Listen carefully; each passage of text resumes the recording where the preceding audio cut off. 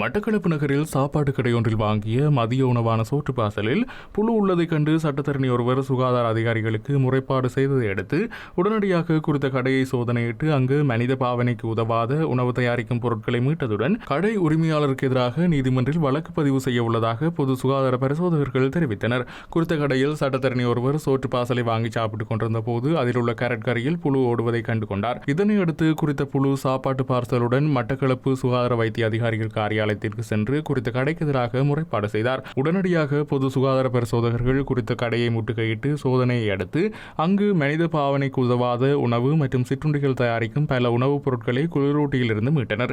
இவ்வாறு மீட்கப்பட்ட மனித பாவனைக்கு உதவாத பொருட்களை கொண்டு உணவு தயாரிக்க வைத்திருந்தமை மற்றும் மதிய உணவான சோற்று பாசலில் புழு இருந்தமை தொடர்பான 2 குற்றச்சாட்டுகளில் தனித்தனியாக கடை உரிமையாளருக்கு எதிராக வழக்கு தாக்கல் செய்யப்பட உள்ளதாக பொது சுகாதார பரிசோதகர்கள் தெரிவித்துள்ளனர். இதேவேளை கடந்த காலங்களில் குறித்த உணவு விற்பனை செய்து வரும் கடையில் இருந்து மனித பாவனைக்கு உதவாத உணவுகள் தயாரித்தமை மற்றும் உணவு தயாரிப்பதற்காக பொருட்களை வைத்திருந்தமை, சுகாதார சீர்கேடாக உணவுகளை கையாண்டமை போன்ற பல குற்றச்சாட்டுகளின் கீழ் பல வழக்குகள் தாக்கல் செய்யப்பட்டு அவரை தண்டப்பணம் செலுத்துமாறு நீதவான் உத்தரவு பிறப்பித்து தீர்ப்பளித்தமை குறிப்பிடத்தக்கது.